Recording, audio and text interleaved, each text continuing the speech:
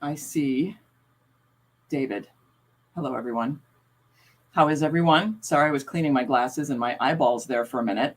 Hello, David Hope from Stratford-upon-Avon in the UK. Good evening. Good afternoon, everybody. It is obvious that I am not Alan. My name's Sharon McCune. I am the associate producer at PICT Classic Theater. I am taking the place of Mr. Alan Stanford. Hello, Grace in Dublin. Hi, Jean. I'm looking forward to this conversation too. I am taking over for Alan because Alan is deep in the throes of tech for As You Like It, so we can open next Saturday night on All Hallows Eve, the 30th. So welcome to everyone. I am excited to bring back a friend from an earlier webinar and an earlier friend from my past and a new friend to have a discussion about Native voices in the theater. So I hope that everyone, if you have a question, throw it out there. We have no problems whatsoever answering just about as many questions as we can get in after Randy gives us a marvelous presentation. I will give a couple more minutes. Yes, please thank we would like to thank the Allegheny Foundation for their gracious sponsorship. This is why I'm not on stage right now and I'm doing a live webinar instead. Hello, Ingrid. How are you? Please stay as long as you are able. Welcome. And welcome to everybody, wherever you are around the world. Yes, please, if you would like to make a donation, visit our website at www.picttheater.org. Yes, please, type them into the chat box. And Catherine Kolos, our marvelous General Operations Manager and producer at large of these marvelous webinars, will get them up on the screen and we will answer them in real time if we can. If we have missed something or you would like something explained a little more in detail of our two panelists, that would be wonderful and they would be happy to answer them. And yes, please subscribe to our YouTube channel for the latest on our webinars and the latest alerts and anything else exciting going on at PICT on this soggy Friday afternoon. I always liked rain. I don't mind rain in the spring or the fall because that means we are just gearing up for a marvelous harvest and getting ourselves ready for a fantastic winter. And Mother Earth can give herself a moment to go to sleep and rejuvenate so that she can take care of us just a little bit better. I didn't have enough speaking today, so I apologize for my lack of elocution. Okay, if I may, please, I'm going to start with our land acknowledgement. I ask for a moment to acknowledge the traditional lands of those who came before and celebrate those who are here today in what is known in the present day as the Greater Pittsburgh region. The Erie, the Haudenosaunee Confederacy made up of the Mohawk, Oneida, Onondaga, Seneca, Tuscarora, and Cayuga, Kaskaskia, Lenape, Massawomek, Mississauga, Osage, Shawanwaki, Shawnee, Susquehannock, Wyandot, Yuchi, and the pre-European contact cultures of the Adena, Hopewell, and Monongahela. Thank you. Without further ado, I would like to introduce someone who happens to be in town this weekend performing her one-woman show about her very own tribe. And I figured it flowed beautifully with today's topic, Native Voices in Theater. So Delana Studi is, if memory serves, been around for a very long time, being a very important voice in Native theater, not just for her own culture, which is Oklahoma Cherokee, but also for keeping alive all other Native cultures. Casting, consulting, and she is performing her one-woman show at Point Park University this weekend. So, Catherine, if you wouldn't mind, please play that clip from Delana Studi. I've always wanted to know where we came from. We knew we came from what was known as the Cherokee Nation, which is now North Carolina, South Carolina, Georgia, Tennessee, Alabama. That was what the Cherokee Nation was. Now it's just a small reservation in Cherokee, North Carolina. So I wanted to find out exactly where our homestead was. But my father is an old speaker, which means his first language was Cherokee.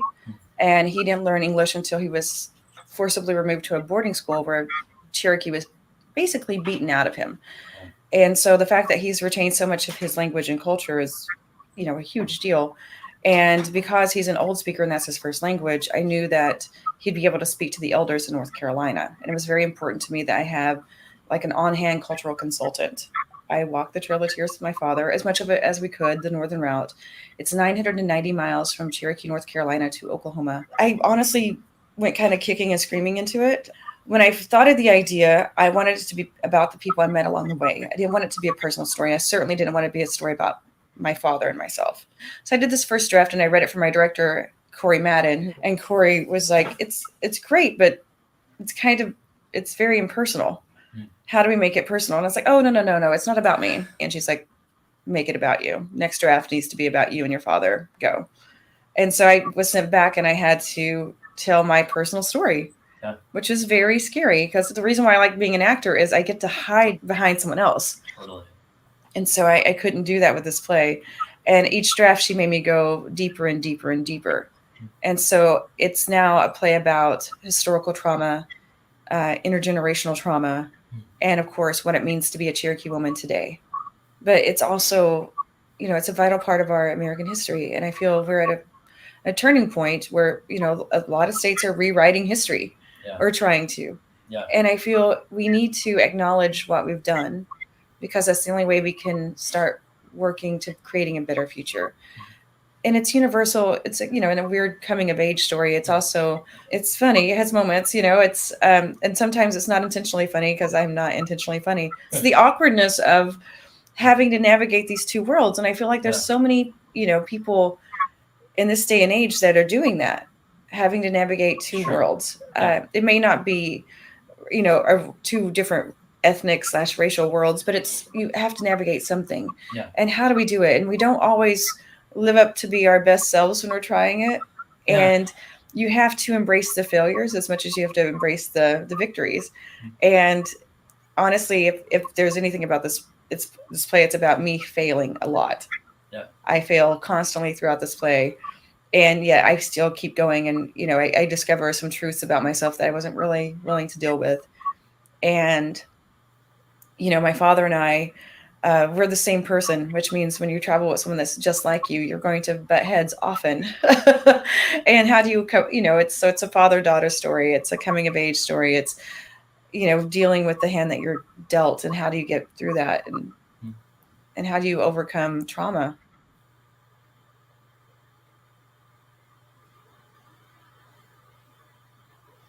So if you have a chance to go see, and so we walked at Point Park University tomorrow night, October 23rd, I believe. The show is at 7 p.m. Go to their website, Point Park University, to find out ticket information. Now, if I may please introduce our two panelists.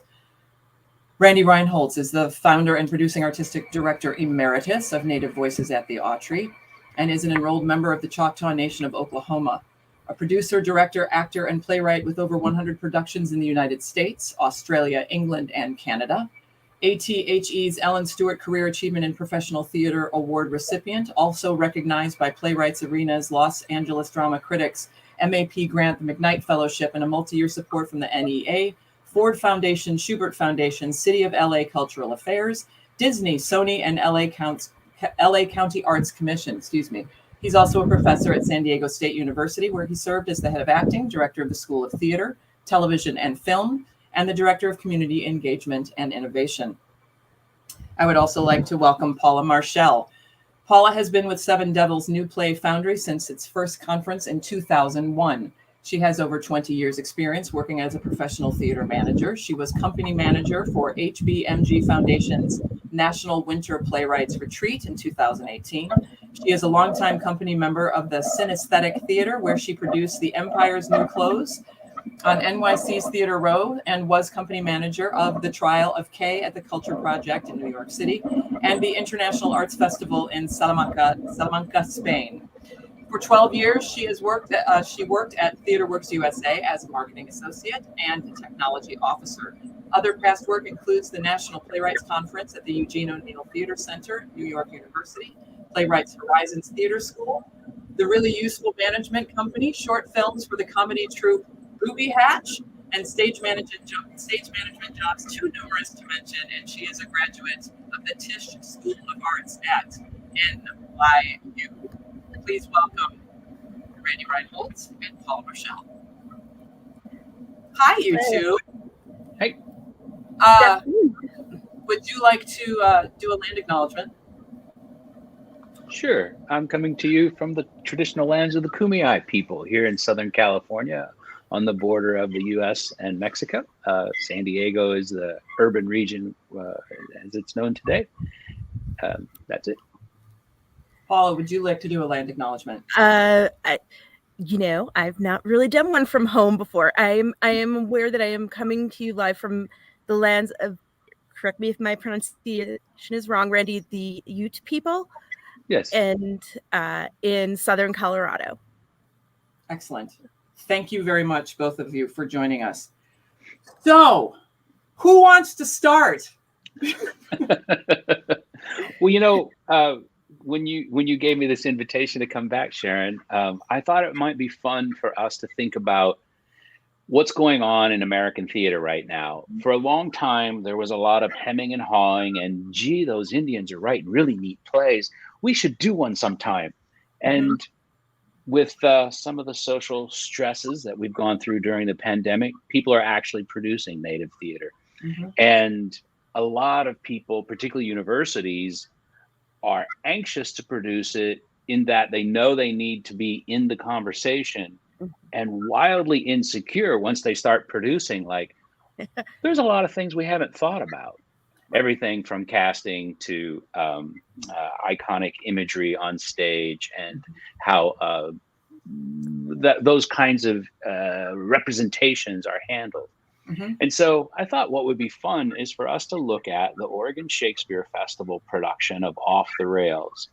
Off the Rails is an adaptation of Shakespeare, Measure for Measure, and it's looking at a great American atrocity of the American Indian boarding schools. It can be very triggering for people to hear stories. Oh, the cat's tail's in the picture there, Sharon. Oh, I like that. What's the cat's name? This one, Blackjack. Blackjack. Yes. Thank you.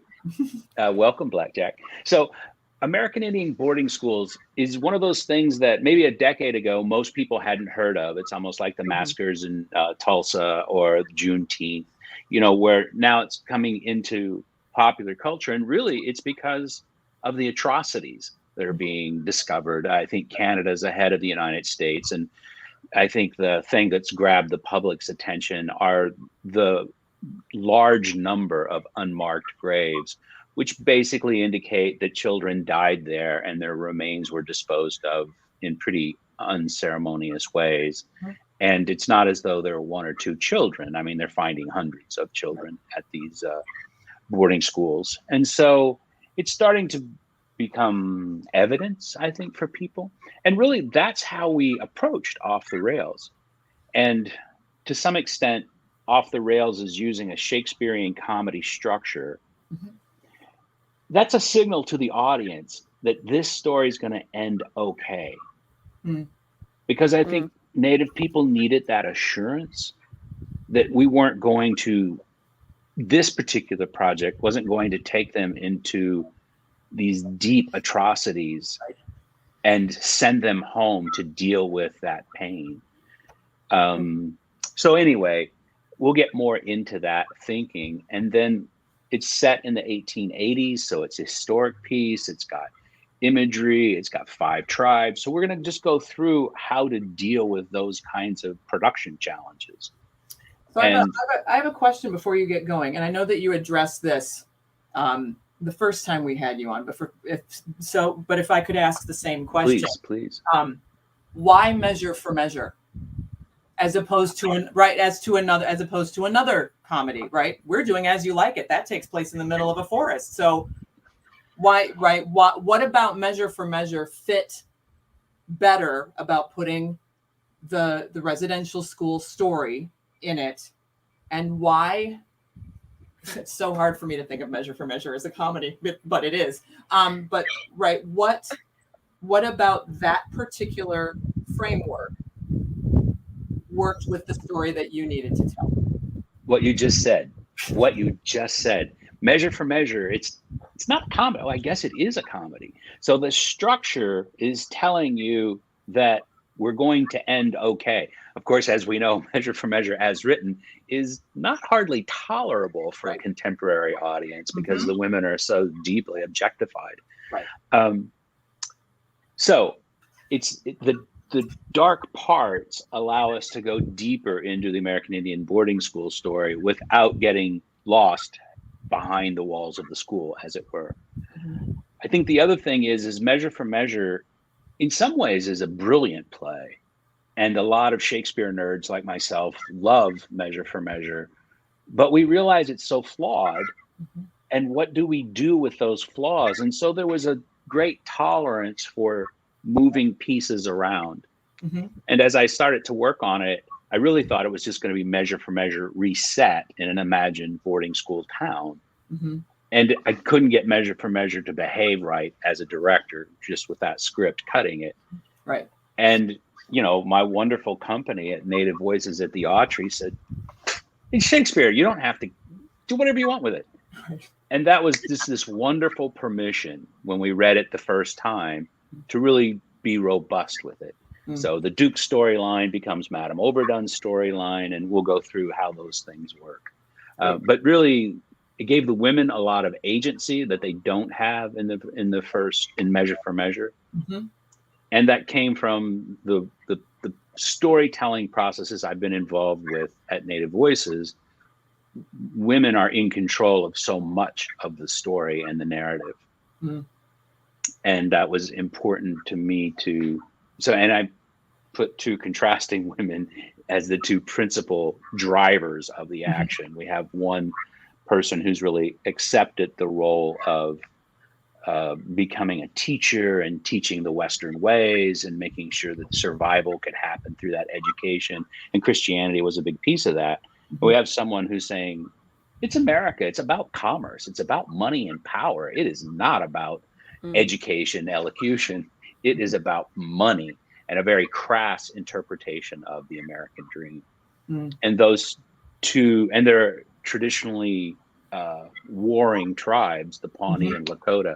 There'd been a very difficult massacre about a decade before the play takes place. And so these warring tribes had to figure out how they could align with each other to save more indigenous people. And one of the outcomes of the American Indian boarding schools, Native people started to see themselves in a pan-Indian way. It's a very difficult part of being Native because a lot of non-Native people see all Native people as being the same. And so how do we, in this day, keep our unique qualities that are connected to our people, our traditions? How do we advocate in a very vocal, meaningful way for the people whose interests are so much aligned with ours? And for me, that metaphor of what Native people need to do is really true for the whole country. We really have to figure out who we should be allying with, rather than this deep problem that happens with social media where people get off in these fringe corners and, you know, these atrocities keep happening because people believe in violence and that unfortunate part of the American way that's also embedded in the story. Right. So was it was choosing to do it in the Wild West?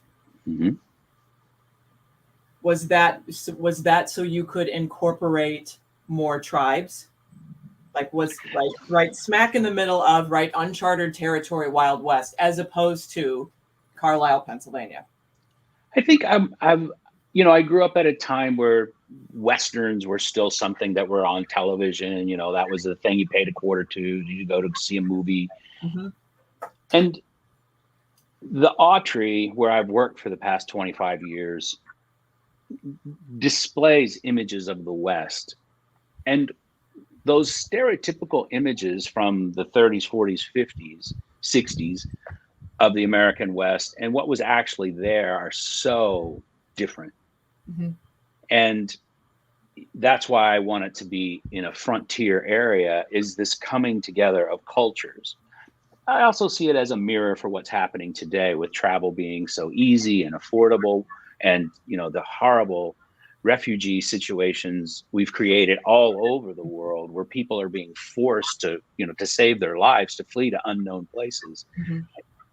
It's this cycle that keeps happening based on modern culture. Mm. And so I wanted to put the show in a place that is distant in past in the history, but is absolutely mirroring. I mean, I think Off the Rails is kind of a story that could take place in Afghanistan today. Oh, absolutely. Mm-hmm. So here it is, wars have happened. We had to be on this side to survive this time. We had to be on this side to survive this time. Will we survive this next? And, this government coming in, we're terrified of the government. That's Off the Rails. Mm-hmm. And I think it's a big thing that's going on in American culture right now too. Are people appropriately terrified of the government, or are they creating boogeymen about what the government is to rationalize letting the wealthy take over the country? Mm. And I'm curious about these subjects, and the place was a way to examine these subjects. Paula, do you have anything? I'm doing all the talking. Randy and I have hijacked this conversation, so that's right away. Thanks, Sharon. So I think that for me, I wanted to go back to, you were starting to talk earlier about these new places producing, where I know Seven Devils, for one, had not had much native production. We don't produce, but we had not worked with a lot of native artists before, and there are challenges and there are questions, and I don't know if you want to continue or if I should ask specific things, but I feel like you could pick up there. I would love to hear more. Yeah, I mean, I think that's really the presentation we're going to go into, that next piece. Yeah. And it seems like a simple way to help start the conversation is to play the promotional clip like we saw for Delena's show and So We Walked. And I'm not sure it was said, but Delena took over as artistic director at Native Voices, which is the company that Jean Bruce Scott and I founded in 1994. So we were very close with Delena and admire her work very much. So it's a nice poetic justice that our presentation would start with that. But I think if we could play the clip that OSF put together for Off the Rails, we could see many visual images and hear some music and see some dancing that comprise the production. And then the presentation kind of takes us through, how did we come to make those decisions? How did we balance the need for iconic imagery versus stereotypes of Indians, co-opting culture versus representing culture on stage? Sorry, Randy, I don't think we have that actual clip. Says our producer at large, Miss Catherine. Oh, I thought it was in the Dropbox. I thought there was a clip in there. My apologies. That's okay. Let's talk about it. So Sure. Because it looks like a beautiful old time saloon with lots of high Sure. dancing, and the idea is, if memory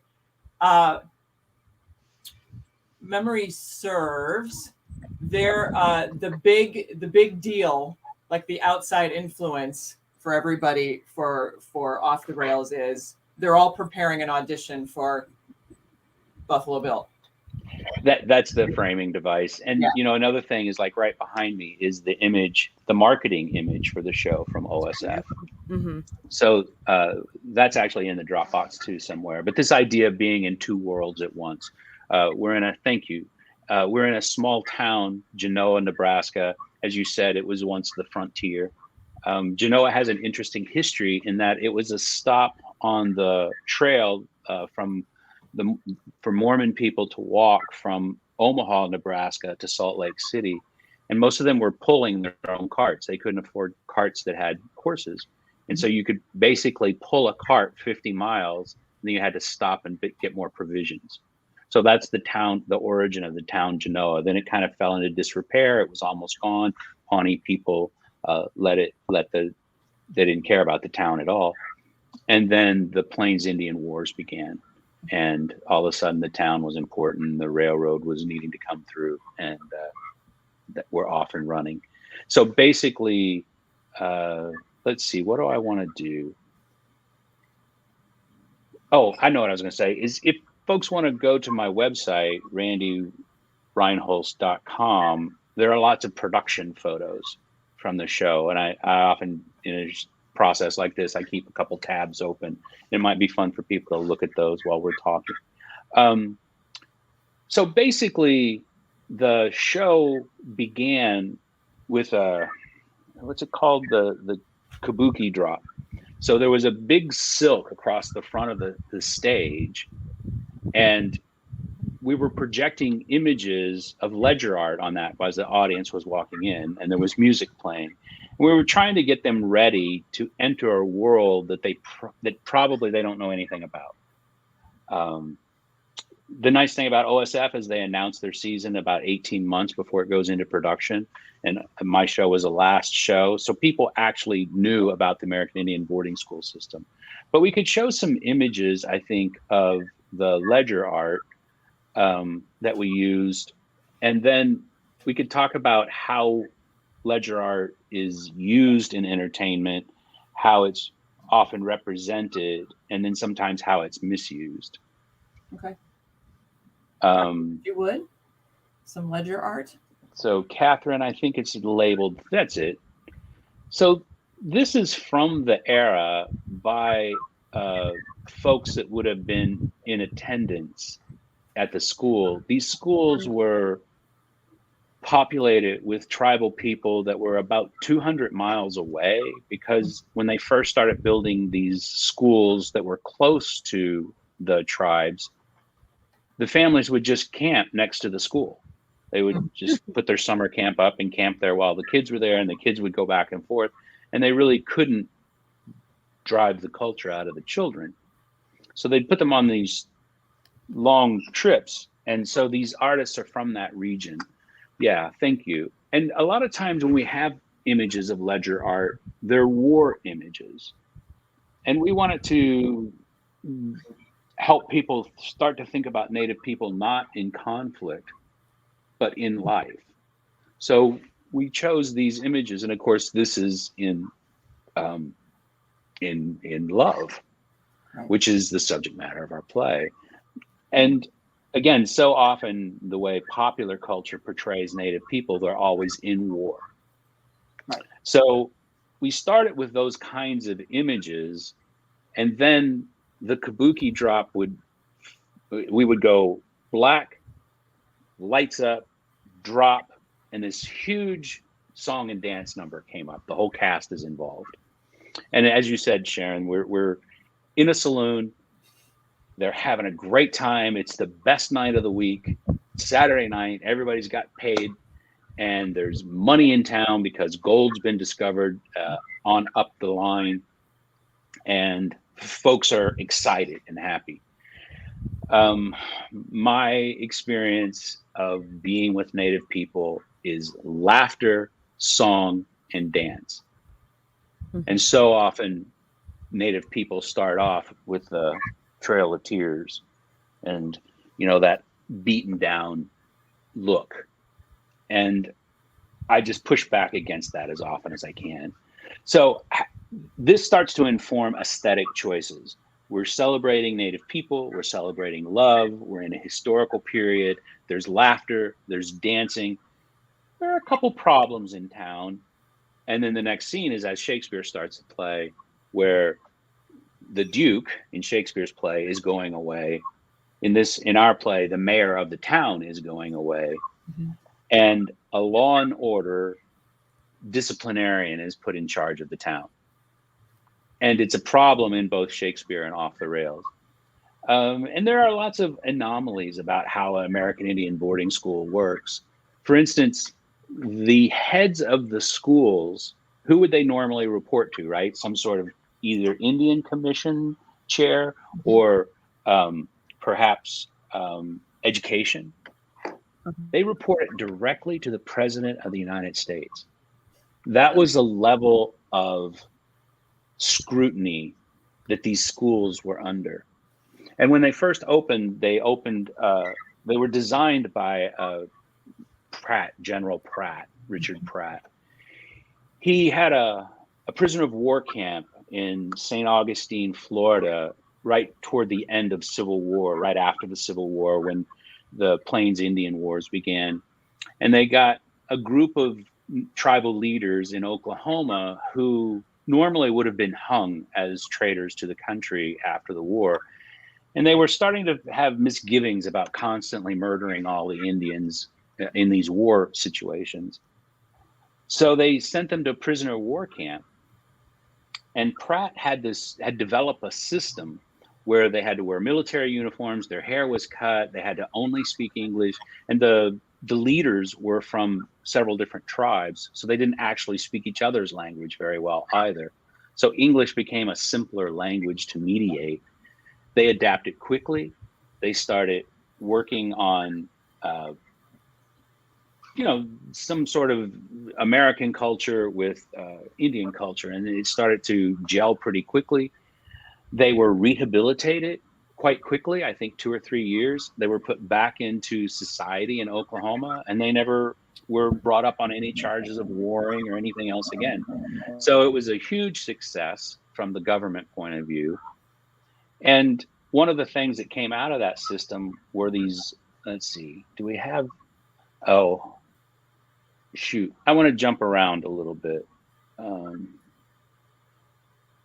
We have these historical documents. Where is it? Shoot, I can't find it in the presentation. They're historical documents. Oh, here it is, 16, of imagery from St. Augustine. So it's imprisoned art, complex patronage, plains drawings by Howling Wolf. This book came out about the time I was working on Off the Rails, and it shows images that the incarcerated Native people were drawing to communicate and preserve and record their history. And when you start looking at the books, because it's all drawing, you can see that the drawings are in conversation with each other. And this book sort of breaks down those conversations and what the guesses are of what the people were thinking. Mm-hmm. So often Native art is relegated to primitive art. Right. But when you look at it in context of what's going on in society and the surroundings, you see that it's very sophisticated thinking about how to communicate during a time where it's life-threatening if you say what you think. Right. We're at a time in the American Indian boarding school where Off the Rails takes place. The massacre at Wounded Knee happens right afterward, right, in the 1890s. Those people were massacred, 300 and something people, unarmed citizens, children and women, because there was a fear that they would dance. And the ghost dance was sweeping that part of the indigenous population in the northern plains. People were terrified of art because they couldn't understand it, and there was a way of communicating that they were afraid was going to cause them to lose the war. And I see this over and over again in groups that prosecute these wars. I think if we were to go back and look at the Vietnam Wars from the 70s and how Vietnamese people were portrayed, I think we'd be sad at the simple philosophy of dehumanizing the enemy to minimize their loss of life. Mm-hmm. So anyway, back to the show. This is a comedy, right? No, actually, you know what? Because that one of the questions that I had written down, because I had one of my projects was writing our land acknowledgement and why it's important to have a land acknowledgement, right, for our program, and researching. I won't even tell you what I call Lieutenant Colonel Henry Pratt now, but it's not a nice name. But right, one of the panels that we designed for the lobby, right, has it before and after, and and Carlisle, from everything that I'm finding, it was like the first. Everything was that right, and I was trying to figure out why him? Why was he chosen? So you just answered my question as to why, right? Because part of me was thinking, was it some kind of thank you, right? Do you know what I mean? Like it was given to him as thanks for what he had done. He took that system of incarceration, right, and applied it to a black prison right after black people had been freed from slavery, and had similar kinds of results. And really, I think it was the best shot Americans could give at being benevolent, because there was such a tradition of killing people. You know, Abraham Lincoln, we love Abraham Lincoln. He built special gallows so he could hang, I think it was 49 Winnebago people at the same moment. And he did it right after Christmas. And it was in the Civil War. So, I mean, there was so much effort to control people through corporate punishment and execution. Very Elizabethan. Very Elizabethan. Right. And then at a certain point, I think people's appetite grows weary for that grotesque bloodshed. You know, we'd just gone through the Civil War. So I think people thought maybe that this was a better way, because they didn't actually have to kill the people. And of course, we know the motto of the school system was kill the Indian, but save the man. Yeah.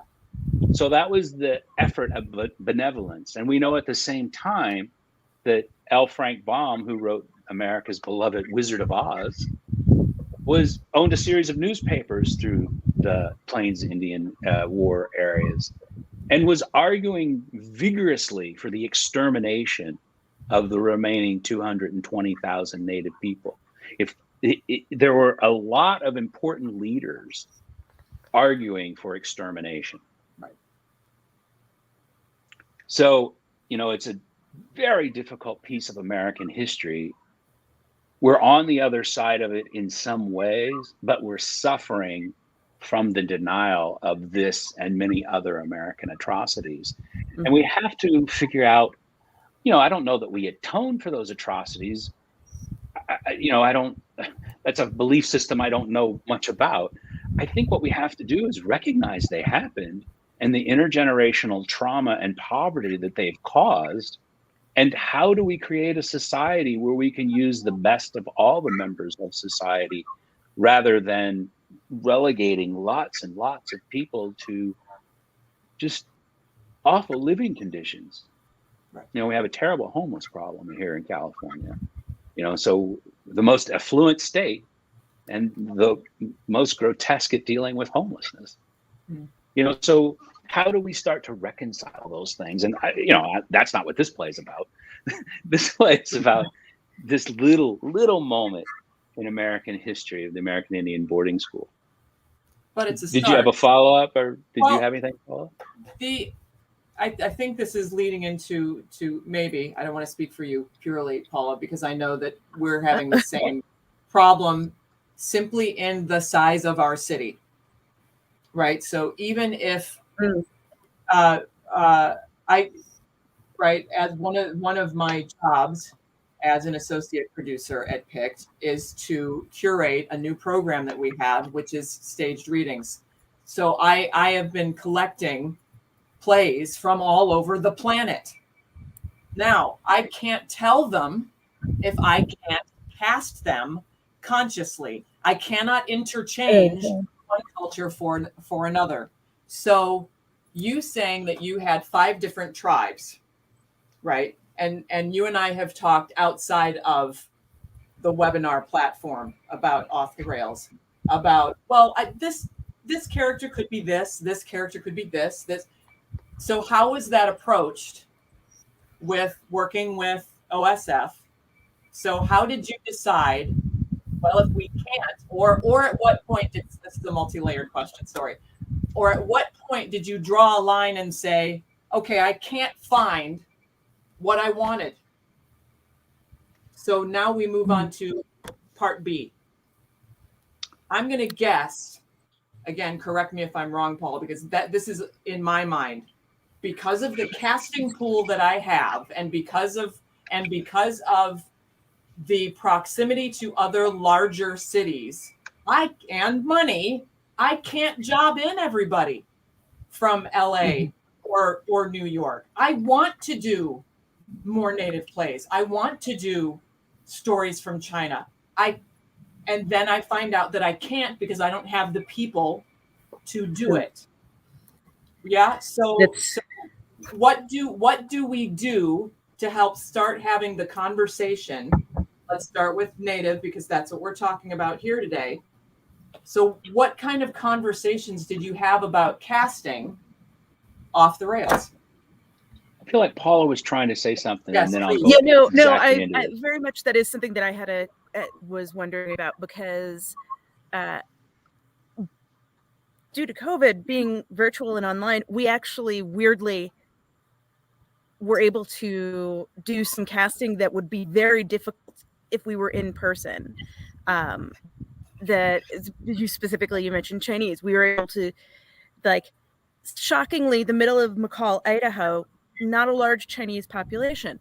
But, we were able to do that because we were online. And I feel like that's that the question of casting is very, it is a complicated one. And and I am curious also about how OSF handled that, how you guys dealt with that, and what was possible. And did you hit bumps? Well, first of all, I loved the cast I had. It was a stunning cast, and it was a gift to work with these artists. This picture on the wall is the woman who played Isabel, Lily.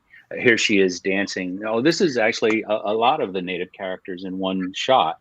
So the fella over here with the blue vest on, with his arm up to the side, you can see him on CBS on a show called Ghosts. That's just new this season. Lily, the lead actress for Isabel, is starring in The Killing of Flower Moon. I think I've got that title wrong. It's the Scorsese film with Leonardo DiCaprio and Robert De Niro in the starring roles. She's the love interest for Leonardo DiCaprio. The guy with the red shirt and suspenders, his new play, Distant Thunder, is opening at Oklahoma City Lyric Theater, maybe. I think it's the Lyric Theater next spring. You can't see Sheila Tousey back there or Jen Oliveros. Their faces are obscured, but again, stunning actresses. Sheila has a long history with Sam Shepard in particular. Jen is a very young actress who's making her mark and getting noticed in lots of ways. So to some extent, OSF made a commitment to have native people play these native roles. They really wanted to do that. They had been looking for that opportunity. And the idea that it had 7 native characters meant that those actors were also going to play, because it's a rep company. They have 11 shows running at one time. They're going to play roles in other shows. And so the actors got a chance to show not only could they play native characters, but they could play classic theater characters, regardless of their ethnicity. And that led OSF to see that it was possible, while we were casting our show, to commit to doing 2 more native plays, boom, boom, because they hope that their company members that come and act in one show would stay on for other shows. So it was a wonderful opportunity. It was a multi-year commitment for OSF, and it launched people's careers. Lily was on her way. She was already a well-known movie actress, but that's part of the reason to write this aspirational big show. You know, it's not easy to have a script in your pocket walking around Right. saying, hey, it's only 10 songs and 15 actors. There's a live musician. There's several live songs. There are 4 languages, but it's easy to do. You know, it's actually very complicated to do. Gene, it took us 4 years, just to raise the money to do a native Shakespeare in Los Angeles. That was the other thing that made this whole thing possible, is Native Voices and how Native Voices develops work. And as Gene points out, the money thing, because that was Gene's responsibility. For us to put 19 actors on stage in Los Angeles with equity contracts, it's a huge undertaking. And to some extent, we thought, this is great. This is proof. That's been our purpose this whole time, is to prove that these Native artists can do so much. So yes, these Native stories are worth telling, but these artists should be seen for their own merits, their own artistry. Mm-hmm. So to get back to your question, Sharon, about how do you develop or find that, it's a long-term investment. Right. And really, you know, theater was made this way for thousands of years, and it's only been the last 100 years, maybe even shorter time than that we think we're always just going to job in everybody. Right. Theater was about something that speaks to a community of people about the issues they care about, and it explores those issues in ways they didn't know was possible. That's what makes it feel like magic. I care so much about this character, this world. Sometimes it took me deeper into a world that I already knew about. Sometimes it takes me to wondrous places I didn't know existed. And so what is that long-term investment? What's that strategy?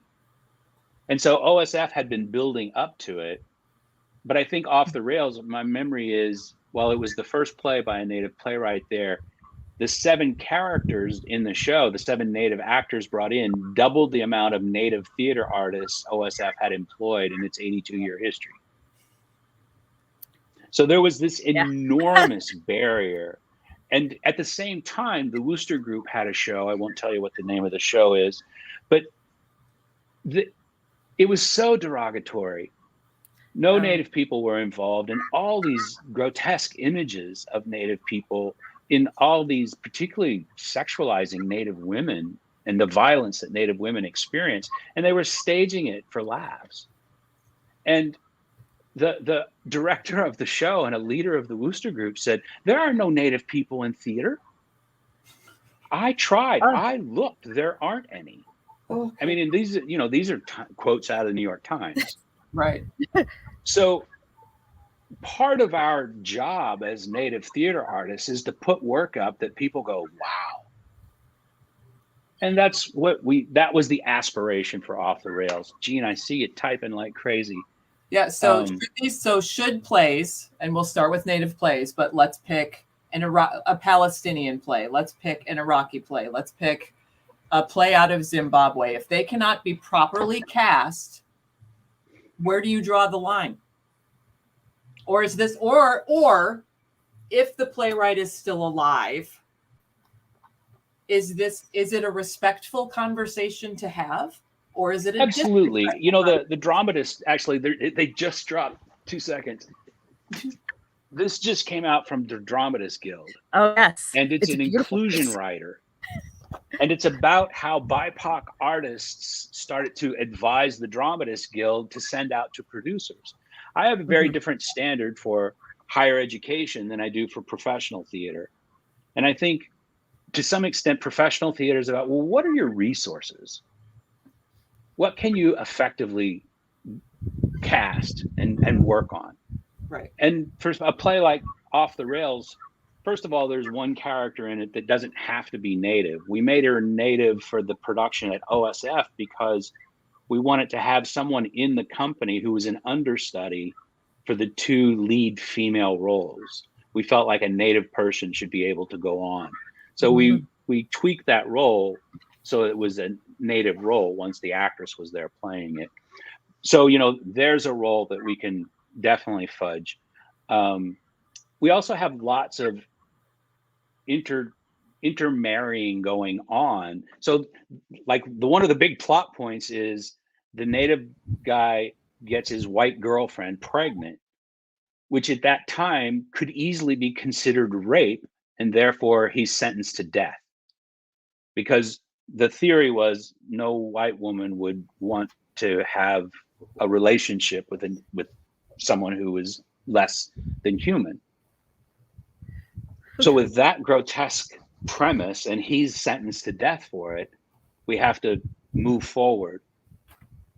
But the lead Choctaw character is based on one of the first Native people, if not the first Native person, to argue a case in a court of law. His name is McDonald. So I happen to be Choctaw, and the history of Choctaw people is we were, close to New Orleans and in that area. So there was a lot of intermarrying going on, before the country was founded. And sometimes I think Native people can get a little hung up on, that has to be a Native person with tribal enrollment. I think a lot of Native people are living today who maybe didn't know their family history as well as they wish they did. Mm-hmm. Lots of people never met their parents. A lot of the trauma that was designed by the boarding school system continues to play out. Right. So I don't want to be in a position of alienating and isolating those people. I suspect in 50, 60 years, there'll be enough science around that there won't be any questions as to whose ethnicity is what. But right now, we need people to have a little time to figure those things out. And I think the arts can be a great place for that to happen. So if you're a super well-resourced company, great, bring them in. If you're a well-resourced company that's never hired Native people, well, quit feeling shameful and stupid and just get on the ball and do good work. Right. If you're a scrappy professional company and you pride yourself on great work, but there are known limitations to the resources, let's have conversations, because all of these casting considerations you're asking about, Sharon, can be the reason we don't program diverse work. Right. Mm-hmm. So there, the old political statement is, right, don't let perfection be the enemy of good. Mm-hmm. I think so. Let's see how far we can get down the road of good. Let's know and that's why I wanted to do this presentation, is to help people think about the challenges and then how they can describe how they met the challenges. I think the fear is, we just had somebody into point. Uh-oh, I think her internet went out. We lost her. Yeah. Usually that means there was a car wreck. I hope not that. No, not for her personally, but like in her neighborhood, someone flips a box. Ah, got it. Yeah. Well, I'm very interested in what she had to ask. For one thing, I'm curious about, sort of hopping off on the working, the casting, is the rest of the team. And thank you. Yeah. Like what value, because I expect that is also a place where many theaters have difficulty finding, like, what to you as a playwright, what is the value of having a team that is diverse, Native, or not, or what? Yeah. I mean, it sort of depends where we are in the process. In development, I can have all kinds of things that are placeholders for the perfect. Mm-hmm. When we're going into production, a couple of simple components. It would be great in a play like Off the Rails that is really focusing on agency for women. It would be great to have a woman in an important creative role, maybe several. There's a lot of tradition in Off the Rails. So what we wrote into the script now is the person who plays the grandfather character, the spirit character, would be from the region where the play is produced. And they would be a known leader. So they probably don't have to be a great actor, though I was lucky and did have a great actor at OSF. But it was someone who had cultural credibility and could bring what is important to that region to the production of the show. And it paid off in a huge way. Yeah. And then, there are there are vocable songs in the show. There's native dance in the show. So you'll need someone who's conversant in that. and basically it's powwow singing. And we can talk a little bit about that next, is what's appropriate from native culture to put on stage. And then, so a project that I'm working on now, the genesis is it was written, 30, 40 years ago. It uses an iconic piece of native culture. And then, there's a superhero aspect to it. And then something magical happens to the person through this traditional piece of native culture. And often the way that's handled now is, hey, why wouldn't we create the spiritual element or the cultural element to fit the story and have it all be in a fantasy place, rather than trying to co-opt some piece of culture and then have to explain to everybody. Again, I think Christianity's been around long enough. It probably had about every derogatory thing about Christianity has probably been staged already. But thanks, Gene, for that. That's right. It's a human question. Now Gene's calling. No, Gene's not calling. So, hey, there's Sharon. Welcome back. My computer just keeps logging me out, and I have no idea why. I love technology. It's fantastic. So I hope that's not my machine. No, that's mine. It rang while you were off, and it's done now. Sorry. What were we talking about? It probably got answered while I went in La La Land in the technical world, which is if anybody has any questions, we've already started, obviously, well into our Q&A section. But I think what I was going to say was, I think that we had somebody in Point Park that was talking about not just casting, but creating a safe space for students to do work. I know that from what I have seen, whether it be social media or otherwise, is that producers seem to be nervous about even having even having conversations is where she was headed. Yeah.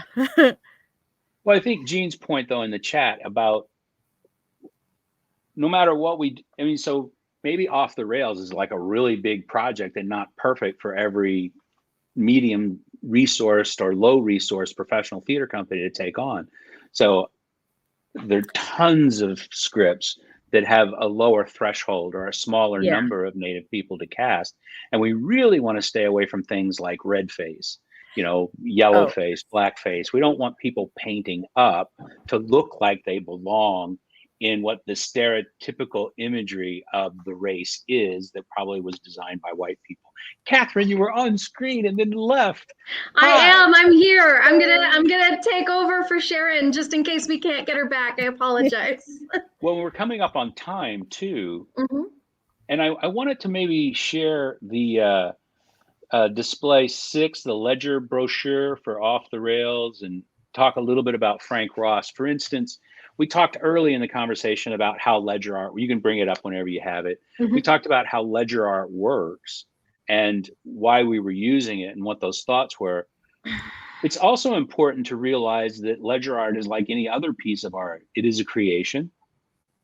There are artists who made it, and we should honor it with the same ideas of ownership and permissions as we would any other piece of art that we would use on stage. So, sorry, Gene, I just see a no, and I don't know what it is. Caused by oppression and genocide of Native people. Do we believe that the atrocities of the past can be eliminated by their exposition in the art or exposure in the arts? No, I don't think we can't eliminate atrocities. When people murder people, they've murdered people and there's loss. I think it's more about understanding the suffering and loss and mourning and giving the victims time and help to be in that time of grief and mourning. I think it's a very important question coming out of the pandemic. I think all of us know it's madness to pretend the pandemic didn't happen. I think we have to mourn the people we lost. And certainly it's been part of what's going on in my home, because we had so many friends and family pass from COVID. And I'm not anxious to pretend it didn't happen. I want to know what the repercussions are of it happening, how I could change my life and live better. So that's how I think about that particular issue. But this ledger art belongs to people. And so this particular document is from a collection of ledger art from Ross Frank, and he's out of the University of California in San Diego, and he has this collection available online. And all the images in this collection have been approved by the families of the artists for public dissemination.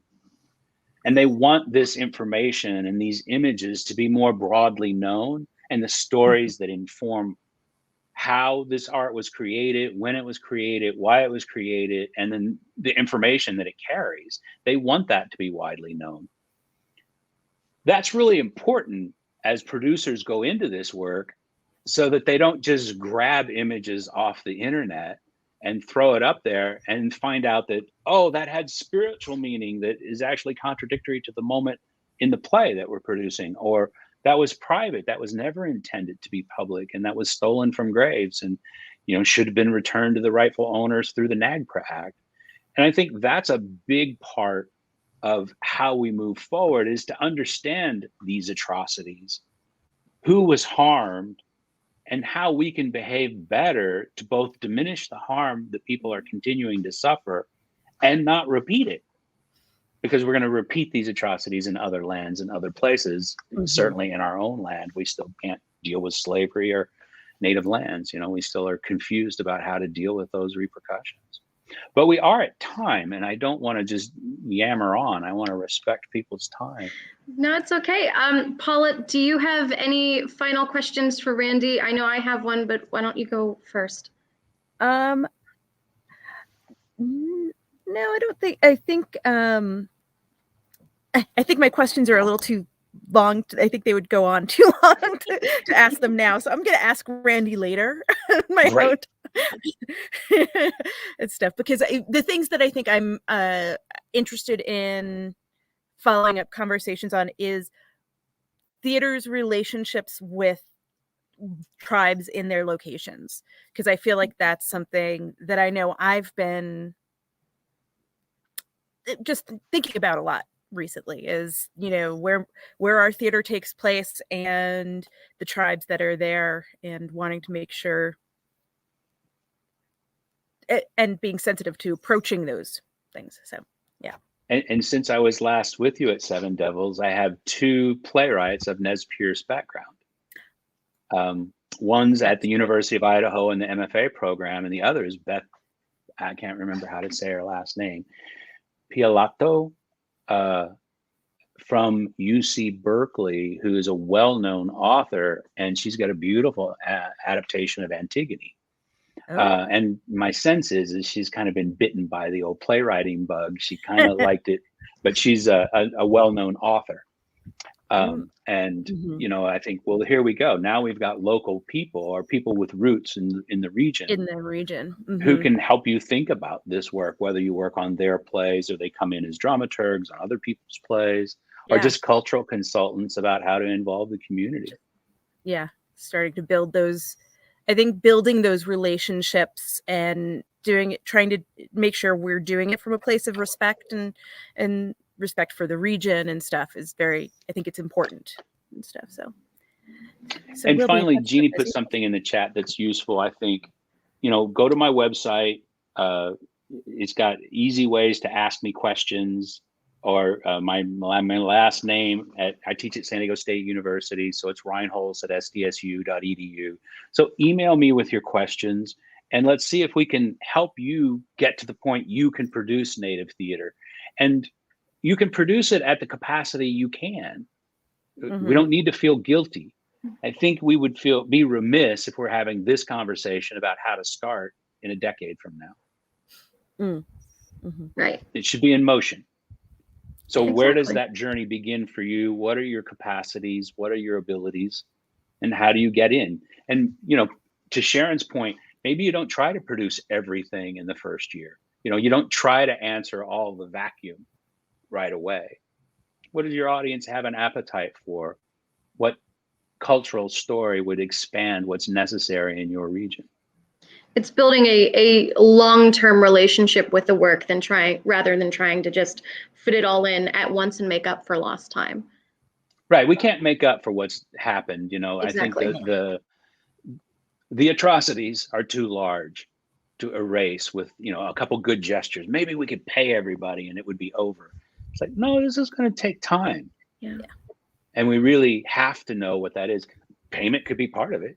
I'm not against it, but we can't write a check and fix it. Otherwise we would. Well, I want to thank you both so much for your time today and for this wonderful conversation. I also want to close with a slightly broader question. We all work in new work and new adaptations of classic work. So I just love to know what playwrights of any background are inspiring you right now. What art is exciting you as we all reopen our theaters? Well, Paula, I'm going to ask you to weigh in on this. While we're talking about this, I just want to defer to my partner, as I often do, Jean Bruce Scott. Jean is chairing something called the Stavis Award for the National Theater Conference, and we get submissions from play development companies across the country.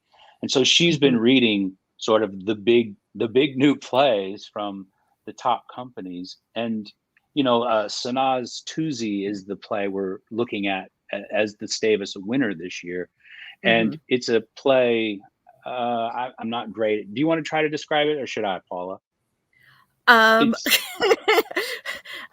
could practically recite it's an Iranian play. It's Iranian American, and it takes place during the Cultural Revolution in the 70s, and they're there, and what's going to happen.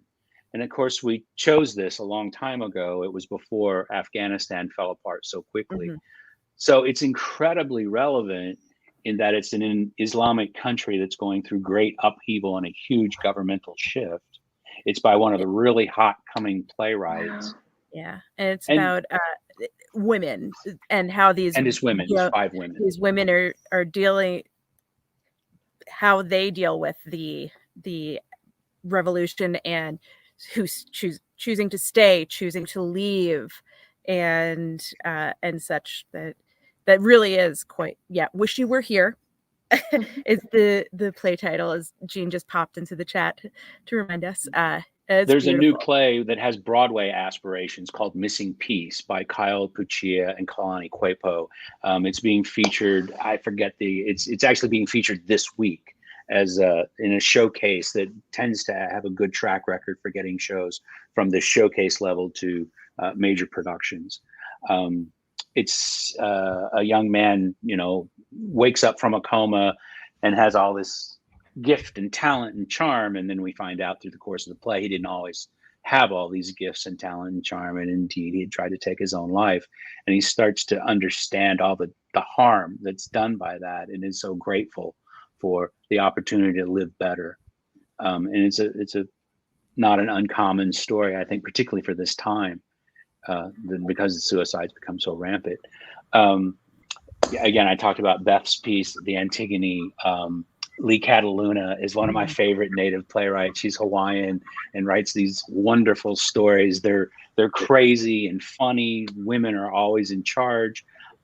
Vicky Ramirez is one of my favorite playwrights. She works out of New York City. She's got a commission. I'll think about it in a minute. So these are some of the playwrights that I'm thinking about. My students loved anything by Dominique Marceau. There's something that she has a finger on the pulse of being young and important cultural issues.